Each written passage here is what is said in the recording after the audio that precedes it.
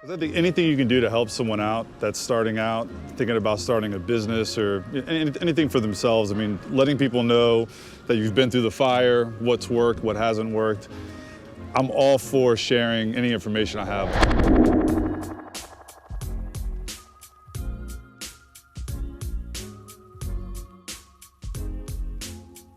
Welcome everybody to another episode of Walk With Me. I'm super excited about today's episode that is featuring DJ Dirty Hands. He is the founder and owner of Chicken and Whiskey, and now you're gonna go inside to get to know him a little bit more. Walk with me.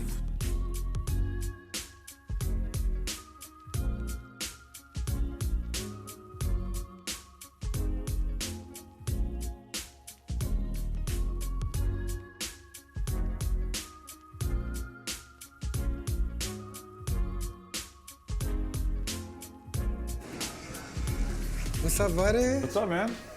Sorry to bother you. Not at all. How you doing? Great to see you, man. You too.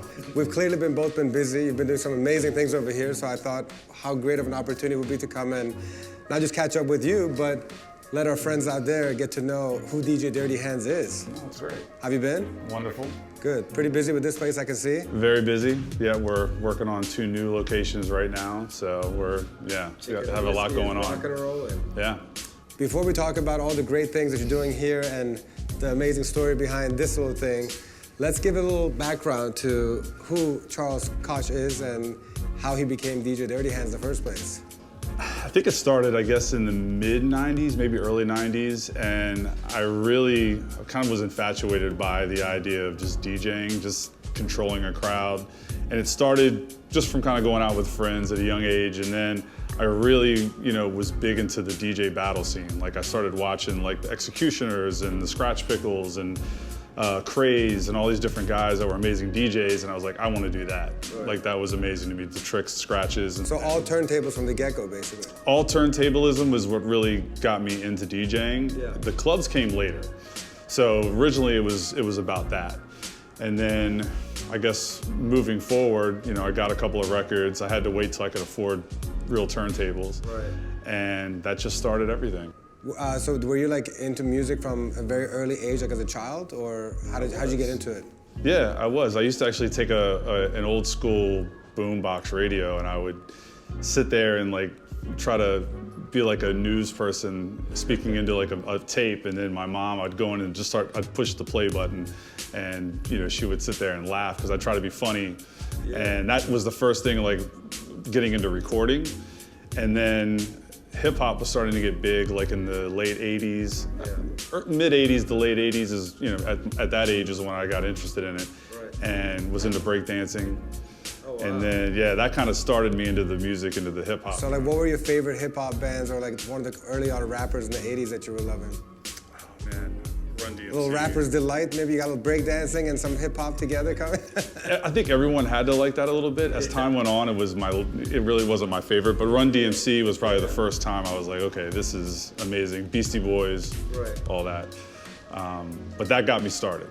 Funny. But so when you were growing up, what do you think was it that drew you into like hip hop and that genre of music in general? Because you're originally from DC area. Like, were you just influenced by just the community and like, is it from DC area or different parts of the country?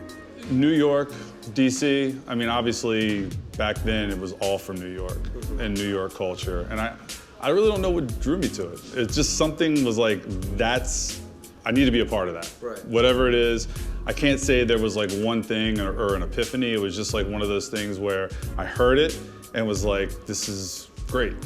Where'd you come up with the unique name of DJ Dirty Hands? So it was really a lot of my friends. I mean, I was a battle DJ, so I was pretty good with scratching.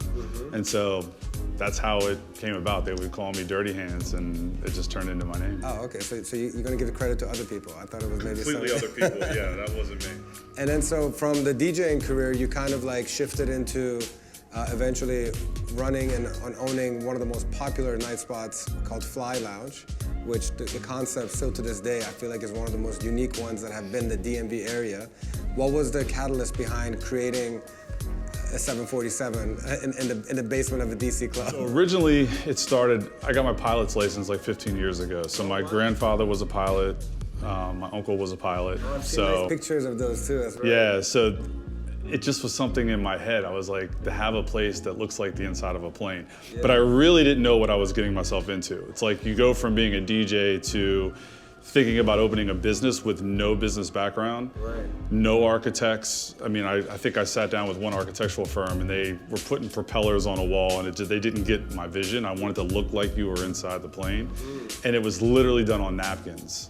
And a buddy of mine who had a warehouse full of different types of machines, CC machines that could, cut metal. And we literally sat there and came up with the whole thing at a computer. So do you currently still fly, like recreation? When I can, not as much as I did before. Oh, okay. Had a baby, a business, and a wife. Well, man, I'd love to get a little mini tour of this place. Okay. And then at the end of the day, this is a walk with me, so we gotta go for a little walk. But before we start walking, and considering we were just talking about the DJ part, tell us more about this mural of sorts you have in the background here. So, my business partners were like, we need to do something that kind of showcases your, history in DC.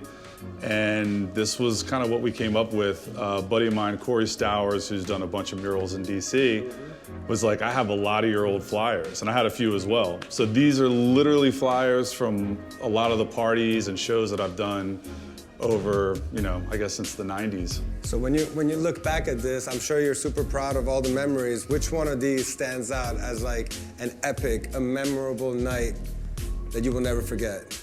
Opened up for Eminem at Nation. That'll do. That was a pretty good one. I did a Lyricist Lounge tour when they first came around as well, and that was before anyone knew. That was before you got with Dre.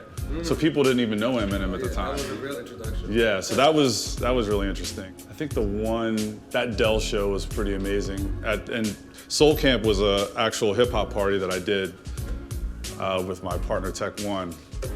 So that ran for a few years. I love it. Very, very comic book style promotions too. Yeah. Very cool. Probably the coolest gig that I've ever done is I did Smokey Robinson when he got inducted into the Kennedy Center. You know your repertoire of experiences is so good that doing the presidential convention is not even on your top 3 list.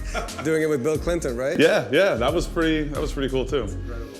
But from a musical standpoint, the one I did with Smokey Robinson was interesting because it was Berry Gordy, so that's Motown, and Bob Johnson, who started BET. So he asked me to do the party, and I played Motown the whole night, which was really interesting because trying to do a whole set of Motown was difficult. Takes a lot of talent. Yeah, well, it takes a lot of time trying to figure out what to play when, but I had Berry Gordy sweating on the dance floor, so that's good.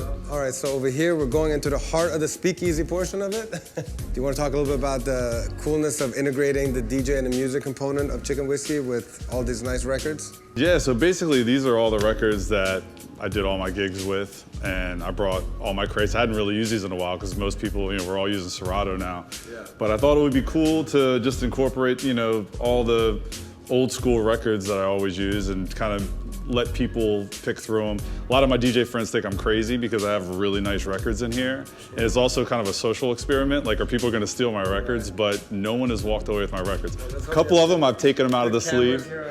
Yeah, but so that's it. We wanted to kind of change, most of us as DJs don't want to give requests. Like we don't want to play songs everyone's coming up asking for. So here it's a little bit more intimate. I wanted it to be something that people can come in and feel comfortable. If they want to hear something, if they see a record they like and they're excited, they can hand it to a DJ.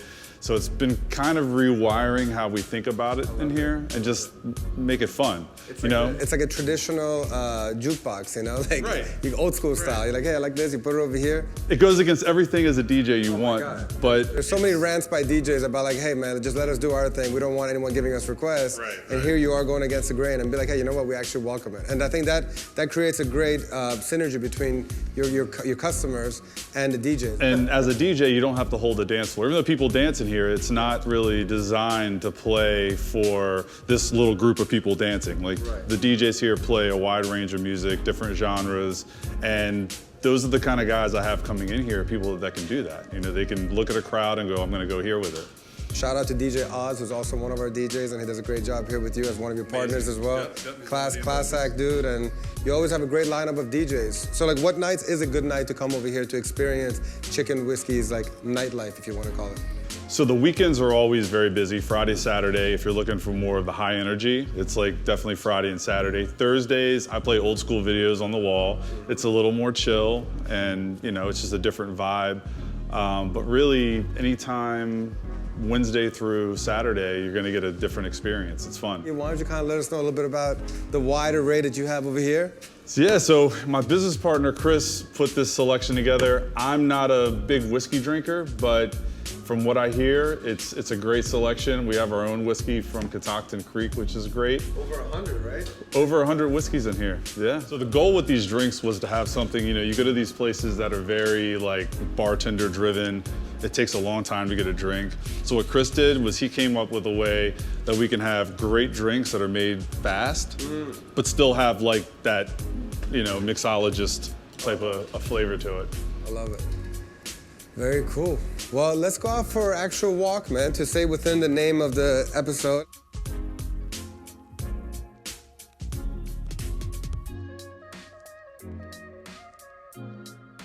All right, so first of all, Charles, thank you so much for an awesome tour of this beautiful place.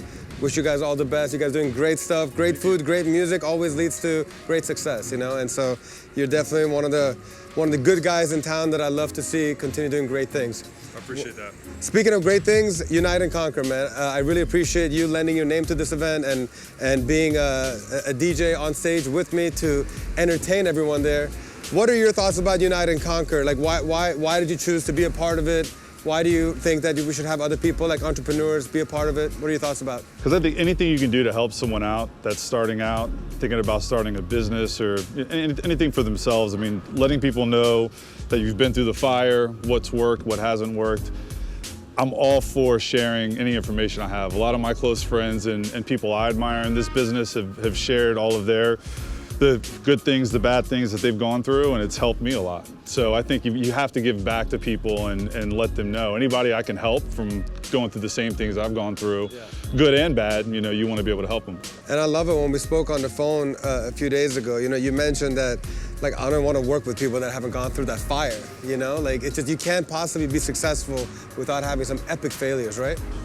Absolutely. I mean, you got to take the ego out of it, which is probably the hardest part for people. And I think that, you know, when you go into business with someone who's been through some hardships, it really gives them a certain sense of, I can make it, even though you don't, certain people, when they go through hard times, they fold and they don't get back up. And you want to make sure you have someone who has the ability to get back up when they've had hard times, because in a business, you're going to go through hard times. No matter how successful you end up being, there's always hard times that someone can refer to. So would you say you've had more challenge in the nightlife industry and opening up places like Fly and Heist, or is the restaurant has been more challenging for you? Way more challenging. Restaurants are way more challenging. Okay. Liquor doesn't go bad. Yeah. But what about but do you, at the same time, do you also get a lot of fulfillment out of running a restaurant as opposed to a nightlife? Absolutely. I think having something that's a hybrid that does a little bit of both has been a lot of fun. It's been challenging because I didn't have the restaurant experience. Yeah. But I think that from the different types of people that I touch, it's way different than just a nightclub. And especially in this wonderful part of DC that is continuing to grow, you know, you get to have a real personal connection in a restaurant type of feel as opposed to like a nightclub. You know, nightclub, exactly. First of all, half the people are inebriated most of the time, and so it's a very quick, you come in, they do their thing, they leave. But over here, you get to establish a great relationship and, you know, connect with the community, which is, I'm sure, great for you too. Absolutely. And it's great for business. It's great for business. So what I really like about your participation at the Unite and Conquer seminar on March 4th is the fact that on stage, you'll be there with me the whole time, and you know, it'll be more like a talk show type of experience, you know, where I get to kind of bounce some stuff off you, and Braxton, who's going to be playing the saxophone. Have you ever worked with Braxton before? I don't know. Man, he's a world-class saxophonist, and he's gonna be doing some great stuff that day. So I personally love the fact that we get to have a very casual environment as we educate, as we inspire, with the long list of great presenters that we have there too, man. Well, I hate public speaking, so you're gonna have to. Well, don't worry, your music is gonna be doing all the speaking that we need. So we appreciate you blessing us with some great tunes that day.